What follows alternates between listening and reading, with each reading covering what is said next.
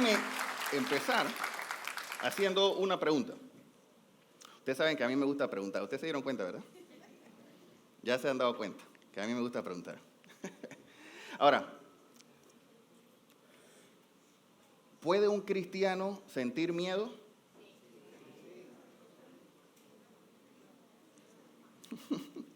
¿Puede un cristiano, déjeme ponérsela más complicada, ¿puede un cristiano maduro que confía en Dios sentir miedo?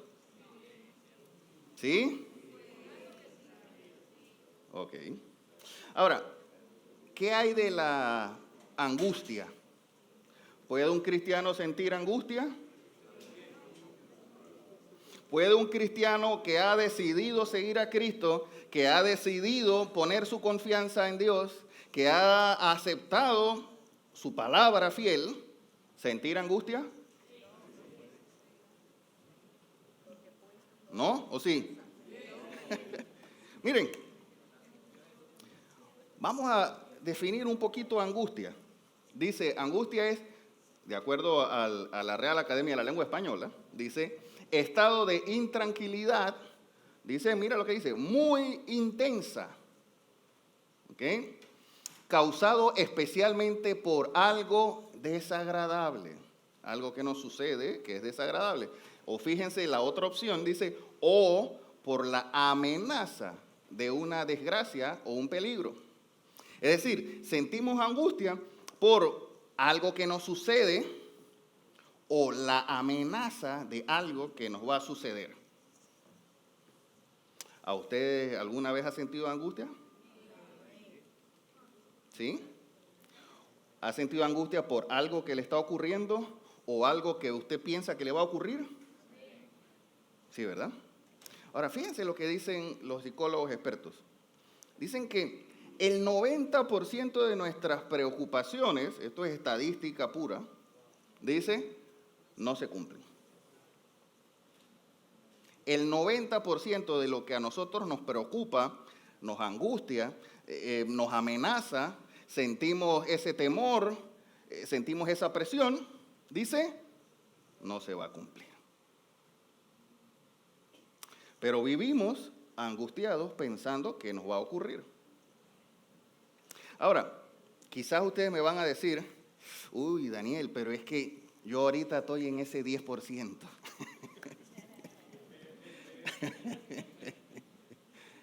El 90%, o más bien, la estadística del 90%, sí, es probable que me haya pasado, pero en este momento, justo en este momento, yo estoy en ese 10%. Es probable que sí. Es probable que sí. Ahora, fíjense que en estos días conversaba hace unas semanas con una de mis hermanas y me decía, tiene algunas situaciones complejas en el trabajo, y me decía que ella se ponía a pensar en la situación y de repente le entraba como un susto y saltaba y era ansiedad lo que estaba sintiendo, era esa angustia. Obviamente me pidió que orara por ella y lo estoy haciendo y lo seguiré haciendo. Pero, ¿será que mi hermana no está poniendo su confianza en Dios? ¿Será que mi hermana no es una cristiana madura por sentir angustia? No. ¿Qué quiere decir? Que la angustia nos puede llegar a todos.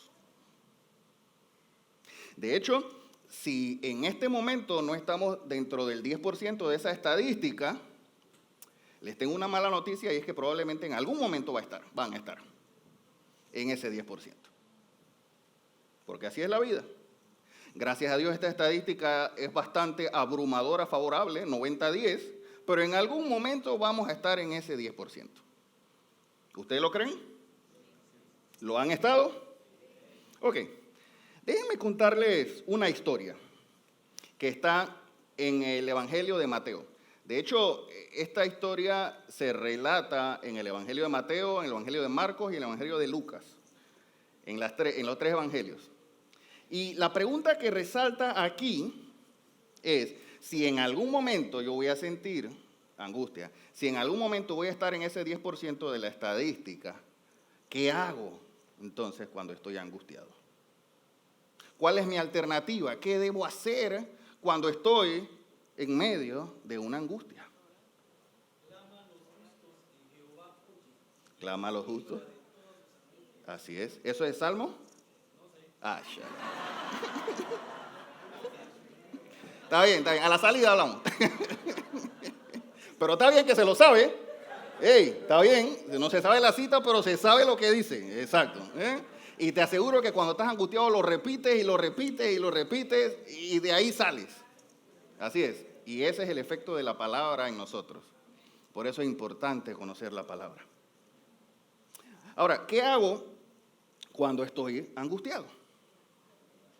Vamos a la historia. Está en Mateo capítulo 26, del versículo 36 al 46. Y nos cuenta el relato que Jesús y sus discípulos habían ya terminado la última cena. Es decir, habían tenido en el aposento alto su última cena y dice que ya estaba próxima su entrega, estaba próximo a prenderlo a Jesús. Y dice que el versículo 36, luego fue Jesús con sus discípulos a un lugar llamado Getsemaní. Y les dijo, Jesús, siéntense aquí mientras voy más allá a orar. ¿Qué iba a hacer Jesús? Eso, muy bien. Dice, se llevó a Pedro y a los dos hijos de Zebedeo. Los hijos de Zebedeo, Juan y Jacobo. Dice, y comenzó a sentirse ¿cómo? Oh. Si Jesús se sintió triste y angustiado, ¿no creen que nosotros también nos vamos a sentir tristes y angustiados en algún momento? Dice, comenzó a sentirse triste y angustiado. Versículo 38 dice, es tal la angustia, le está diciendo esto a sus discípulos, es tal la angustia que me invade que me siento morir, les dijo. Y lo más probable es que se lo dijo con más emoción que lo que yo lo estoy leyendo ahorita. Cuando uno está angustiado, uno no lo dice tranquilito y suavecito. Y dice, quédense aquí y manténganse despiertos conmigo. Es decir, Jesús, el Cristo, la imagen visible del Dios invisible, el primogénito de la creación, sintió tristeza y angustia. Y este relato me encanta, les voy a decir por qué. Porque muestra la humanidad de Jesús. Porque muestra que Jesús, sí, era 100% Dios, o es 100% Dios, pero también fue 100% hombre. Dice la palabra que Él se humilló y no se aferró como cosa a que aferrarse, el ser igual a Dios, sino que se humilló y se hizo hombre y fue a la muerte y muerte de cruz. Es decir, aquí estamos ante la humanidad, el sentimiento que estaba experimentando Jesús de angustia ante una situación real, porque Él sabía lo que le venía. Es decir, Jesús estaba dentro del 10% de esa estadística que vimos. Él sabía que lo que le venía no era fácil, era extremadamente difícil. No era una amenaza posible, sino era algo que él sabía que iba a suceder y que sabía que tenía que pasar por allí. Sigue diciendo, versículo 39, yendo un poco más allá, se postró sobre su rostro y ¿qué hizo? Oró. Padre mío, si es posible, no me hagas beber este trago amargo. Estaba transmitiéndole al Padre lo que sentía, su angustia. Y dice, pero, fíjense, no sea lo que yo quiero, sino lo que tú quieres. Versículo 40 dice, luego volvió donde estaban sus discípulos, y los encontró dormidos. No pudieron mantenerse despiertos conmigo ni una hora, le dijo a Pedro. Estén alertas y ¿qué? Oren, para que no caigan en tentación. El espíritu está dispuesto, pero el cuerpo es. ¿Han experimentado eso? ¿Alguna vez han sentido ganas de orar? O más bien, ¿alguna vez han sentido la necesidad de que tienen que orar, pero no han sentido las ganas de orar? ¿Alguna vez se han propuesto, yo voy a orar por esta situación, y cuando llegan a la casa, parece que el control remoto de la televisión se activa solito y sale una película sin que uno lo espera y no oran? ¿Les ha pasado a ustedes o nada más me ha pasado a mí? Y cuando termina la película, estoy tan cansado que digo, mañana oro. ¿No les ha pasado eso? Y dice, Jesús le dijo a sus discípulos, el espíritu está dispuesto. Es decir, la conexión con Jesús, mi espíritu dentro de mí necesita, reconoce la conexión que debo tener con el Creador, pero mi cuerpo es débil. Sigue diciendo, versículo 42, por segunda vez se retiró y ¿qué hizo? Oró. Padre mío, si es posible evitar que yo beba este trago amargo, hágase tu voluntad. Perdón, si no es posible, hágase tu voluntad. Es decir, mira, si Jesús, Padre, bueno, pues si no puedes pasar por alto esto que yo voy a pasar, bueno, ok, me someto y que se haga tu voluntad. Cuando volvió otra vez, los encontró, ¿cómo? Dormidos. Porque dice que se les cerraban los ojos de sueño. ¿Habían visto mucha película en Netflix? Control remoto se les había pegado en la mano y les había salido y estaban tan cansados que dicen que se les cerraban los ojos. Así que los dejó y se retiró ¿a qué? Se retiró a orar por tercera vez diciendo lo mismo. Padre, si puedes, quítame esto. Dice el versículo 45, volvió de nuevo a los discípulos y les dijo, ¿siguen durmiendo y descansando? Los discípulos, yo creo que ellos no eran conscientes de lo que venía. Ellos no sabían lo que venía, o sea, no medían la magnitud de lo que iba a suceder. De hecho, conocen el relato que cuando sucede, Pedro saca espada, corta oreja y sale huyendo y todo el mundo, porque no conocían, no se imaginaban lo que iba a suceder. Y dice, siguen durmiendo y descansando, miren, se acerca la hora y el Hijo del Hombre, o sea, él mismo, va a ser entregado en manos de pecadores. Levántense, vamos, ahí viene el que me traiciona. ¿Y quién era el que lo traicionaba? Ahora bien, volvamos a nuestra pregunta. ¿Qué hago entonces cuando estoy angustiado? Tan clarito. Me gusta. Muy bien. Ahora, Jesús en este relato nos enseña dos principios claves que nosotros debemos hacer en momentos de angustia. Cuando estamos en el 10% ese, cuando es inevitable pasar por una angustia, cuando estamos en medio o atravesando esa angustia, Jesús nos enseñó dos cosas que debemos hacer. Y la primera es pide ayuda. Fíjense lo que hizo Jesús. Jesús le dice a sus discípulos, dice, es tal la angustia que me invade que me siento morir. Ahora, ¿ustedes no creen que los discípulos pudieron haber pensado, uy, maestro, pero ¿cómo tú me vas a decir que si tú te sientes morir, pero si tú eres Dios? Imagínense Pedro, maestro, tú me regañaste cuando yo me estaba hundiendo, que caminé por las aguas, di un par de pasitos y me estaba hundiendo y tú me reprendiste y me dijiste, hombre de poca fe. Y ahora tú me dices que tú estás angustiado. Fíjense lo que dice. Jesús les dice, quédense aquí y manténganse despiertos conmigo. ¿Qué estaba diciendo Jesús aquí? ¿Alguien me ayuda? ¿Qué estaba tratando de decir Jesús? Exacto. Ayúdenme, acompáñenme. Me siento mal. Estoy angustiado. Por favor, vengan, quédense conmigo, acompáñenme a orar. Eso estaba diciendo Jesús. Los necesito en este momento. He estado con ustedes 3 años y tanto. Y si han estado conmigo durante todo este tiempo, ahora más que nunca los necesito conmigo.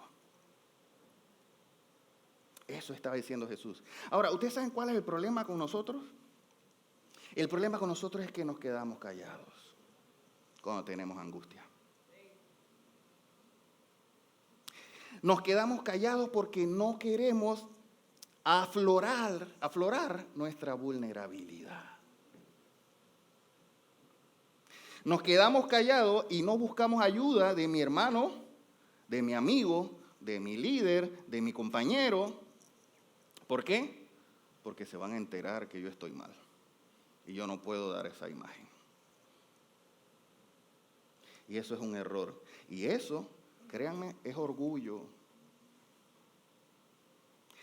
Si Jesús pidió ayuda, ¿no creen que nosotros debemos hacerlo? Si Jesús le dijo a sus discípulos, por favor acompáñenme, los necesito, ¿por qué nosotros pasamos nuestras angustias solos? ¿O por qué algunos de nosotros queremos pasar nuestras angustias solos? El sentido de estar aquí, el sentido de la iglesia es llevarnos las cargas unos a otros. Es orar unos por otros. Es ayudarnos unos a otros. Ese es el sentido primario de la iglesia, es crecer juntos, es orar juntos. Es cuando yo veo que te estás desmayando, te doy la mano y te levanto y te ayudo, te sientes angustiado, vamos a orar juntos. Vamos a hacerlo. Fíjense, les cuento una anécdota. Hace unas semanas conversaba con un amigo que aprecio mucho, y me decía que su negocio no le estaba yendo bien, que habían pasado algunas cosas, de hecho le habían hecho algunas trastadas con premeditación, alevosía, ventaja, saña y maldad. ¡Oh! Y su negocio no estaba bien. Y me lo contaba, y era hasta la primera vez que ese amigo me decía, y me hablaba y me decía, no está funcionando, estoy ahorita mismo sobreviviendo con ahorros, porque no está rindiendo el negocio. Ahora, en ese momento, él, que era la primera vez que me decía algo como esto, créanme que sintió alivio al decírmelo. Y prometí, le dije, voy a orar. Y lo estoy haciendo. Y lo seguiré haciendo. Ahora, ¿ustedes saben cuál es la ventaja de que él me contara eso a mí? Que ya él no va a orar solo por eso. Ahora lo voy a hacer yo también. Y yo se los estoy contando a ustedes. ¿Y ustedes qué van a hacer?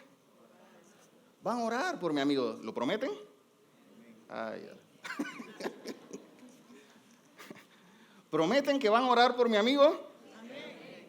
¿Saliendo de aquí lo van a hacer? Amén. Bajaron. ¿Saliendo de aquí lo van a hacer? Amén. Entonces, probablemente, lo más probable, confiando en la palabra que ustedes me acaban de dar ante tal nube de testigos, ya no voy a orar yo por él, ya no va a orar él solo, sino que habremos como unas 250 personas orando por él.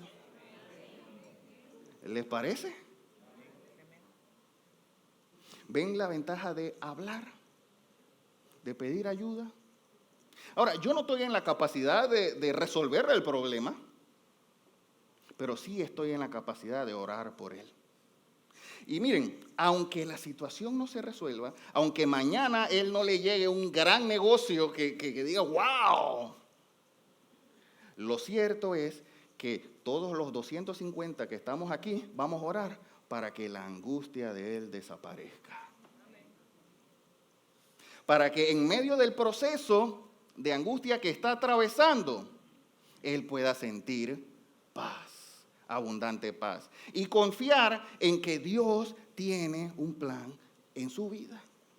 Confiar en que las cosas sí ahorita están mal, pero yo sé que si mi confianza está en Él, a pesar de que puedo sentirme angustiado, sé que tendré un final bueno. ¿Me explico lo que les quiero decir? ¿Me siguen? Ahora, algunos podrán pensar y decir, Daniel, lo que pasa es que, mira, yo soy muy reservado con mis cosas. A mí no me gusta que la gente se esté enterando de mis cosas. No me gusta contar. Yo me mantengo así porque, no, yo puedo orar yo solito en mi casa. Eso es orgullo. Y eso sucede mucho nos sucede mucho a quienes ejercemos liderazgo o posiciones de liderazgo en algún área. ¿Por qué? Porque no queremos que las demás personas nos vean que estamos mal. Porque no queremos que los demás digan, hey, pero si este es el líder, este es el jefe, y está así. Y eso es un error garrafal. Tratar de esconder mi angustia para que los demás no la vean. Ahora bien, fíjense a quiénes buscó Jesús. ¿A quién buscó Jesús? Jesús no buscó a los fariseos. Jesús no buscó a Caifás, el sumo sacerdote. Jesús no buscó ¿cómo se llamaba? Se me olvidó el nombre, el que Pedro le cortó la oreja. No buscó a ninguno de esos. ¿A quién buscó? A sus amigos cercanos. No busquemos a la vecina, bueno, iba a decir bochinchosa, pero... Perdón. No busquemos a alguien que no comparte nuestros principios. No busquemos contarle o abrirnos o mostrarnos a alguien que por lo menos no va a orar con nosotros. Jesús buscó a sus discípulos, ¿por qué? Porque ya por 3 años les había enseñado hasta cómo orar. ¿Se acuerdan que los discípulos le dijeron, Señor, ¿cómo oramos? Y le explicó todo el Padre. Bueno, a eso buscó. El sentido de iglesia es precisamente que nos ayudemos unos a otros, que crezcamos juntos a unos a otros, que cuando yo me siento angustiado, Martín me recite el Salmo. Déjala de nuevo, Martín. Claman los justos y Jehová y los libra de todas sus angustias, pero no me pregunte las... No, está bien. Ahí está, muy bien.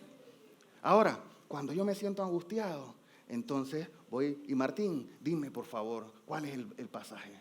¿Puedes orar conmigo? Ese es el problema. Ahí hay un problema, ese es para otra prédica. Ese es para otra prédica. Pero el sentido de estar aquí en la iglesia, en comunidad, es ayudarnos unos a otros y orar unos por otros. Ahora, por supuesto que te escucha Dios, pero ¿qué es mejor, que ores tú solo o que oremos 250 contigo? Claro. Así es. Ahora fíjense algo. Jesús enseñó un segundo principio clave en este pasaje. ¿Y qué hizo Jesús? Oró. Es decir, no te canses de orar. ¿Cuántas veces oró Jesús en un par de versículos que leímos? Ahora, ¿ustedes creen que Jesús con una sola oración no había sanado a un cojo, no había dado vista al ciego, no había hecho con una sola oración? Pero Jesús no se cansó de orar. Y no se cansó, ahí dice la palabra, de decirle lo mismo. Padre, me siento angustiado, si puedes, pasa de mí esto. Pero no se haga tu voluntad. No se haga mi voluntad, sino la tuya. El espíritu está dispuesto, pero la carne es débil. Y quizás algunos estén pensando, Lo que pasa es que ya yo llevo rato, pues, orando y nada, ¿qué pasa? No pasa nada. No se me quita la situación esta, no avanzo. Yo llevo rato orando. No te canses de orar. Quizás, mira, hasta quizás el resultado que tú estás esperando no es el que Dios quiere. Quizás estás orando, Señor, desaparece por favor a este vecino, a este jefe. Y no, eso no es lo que Dios quiere. Eso no es. Fíjense cómo oró Jesús. ¿Qué dijo Jesús? No se haga mi voluntad, sino la tuya. Es orar para presentarle a Dios mis angustias, pero aceptando su voluntad en mi vida. Lo que sea que tú decidas, Dios, eso es lo que yo quiero. Me siento angustiado, me siento deprimido, me siento frustrado, ya llevo rato en esto, pero necesito, uno, demostrártelo a ti, hablarlo contigo, Señor, pero lo que más quiero es que sea tu voluntad y no la mía. Ahora, les hago una pregunta. ¿Alguna vez han pensado qué pasaría con nosotros si oráramos más de lo que hacemos? No respondan, ¿eh? Pero ¿alguna vez lo han pensado? ¿Qué pasaría en mi vida? ¿Qué pasaría en mi familia? ¿Qué pasaría en mis negocios? ¿Qué pasaría en mi trabajo? ¿Qué pasaría en mi comunidad? Si orara más de lo que lo estoy haciendo ahorita. Si como dice el texto, el espíritu está dispuesto, pero la carne es débil. Si yo lograra obligarme a orar y lo hiciera y creara un hábito, ¿no creen que cambiaría las cosas en nuestras vidas? Entonces, ¿por qué no lo hacemos? Hace algunos años vi un video de Denzel Washington, actor famoso de Hollywood, que le dio un discurso a los graduandos en una universidad en Estados Unidos. Y entre las cosas que decía, muy bueno el discurso, entre las cosas que le decía pongan a Dios de primero. Y interesante el consejo que les daba y les decía, cuando se vayan a acostar, pongan sus chancletas lo más profundo abajo de la cama que puedan, para que a la mañana siguiente, cuando se despierten, tengan que arrodillarse a buscar las chancletas. Y cuando estén arrodillados allí, aprovechen y oren a Dios. Y denle gracias, Señor, por este día. Gracias porque tú estás en control. Gracias porque tú tienes todo en tus manos.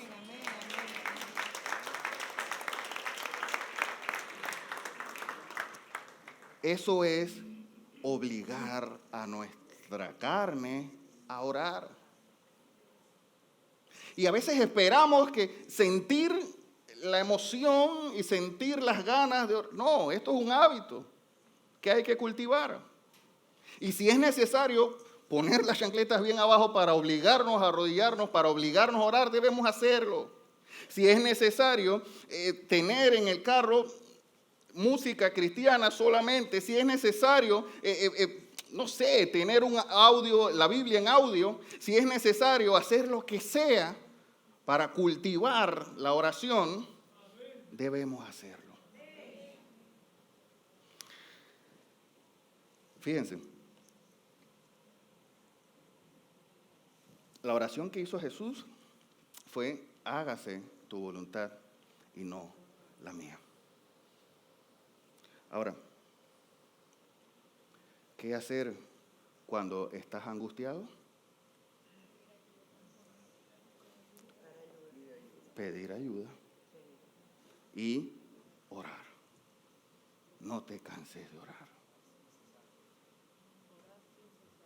Orar sin cesar. Miren, aunque no creamos, aunque no veamos que se resuelve la situación, sigamos orando. Sigamos orando, porque es un hábito que debemos cultivar. Pónganse a pensar eso que les dije. ¿Qué pasaría si orara más de lo que lo estoy haciendo?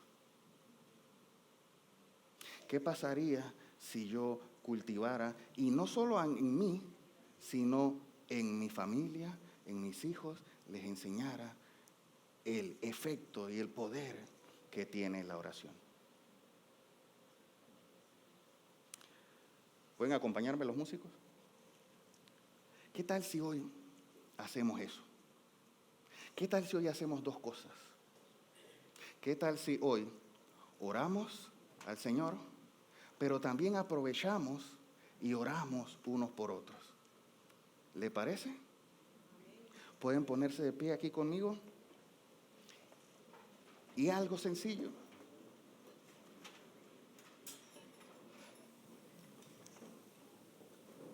¿Pueden orar por el que está al lado suyo? ¿Puede decirle, quiero orar por ti? ¿Me permites orar por ti? Si no lo conoce, es buena oportunidad para presentarse y decirle, mi nombre es Daniel. Mi nombre es... Y la Biblia nos enseña a orar unos por otros. Y quiero ser obediente a lo que dice la Biblia. ¿Me permites orar por ti? ¿Lo puede hacer? ¿Hay alguien que se quedó sin... ¿Hay alguien que está solo? Que nadie quede solo. Esto es hacer iglesia. Es orar unos por otros. ¿Qué le dijo Jesús a sus discípulos antes de partir? En esto conocerán que son mis discípulos, en que se aman unos a otros. Esto es amarse unos a otros.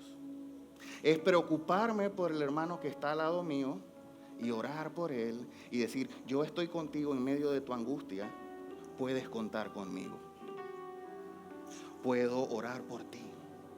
Voy a orar por ti. Y comprométanse a hacerlo. A orar unos por otros. Gracias, Padre, por tu palabra, Señor. Gracias, Señor, porque tu palabra es fiel y has hablado hoy a nuestros corazones.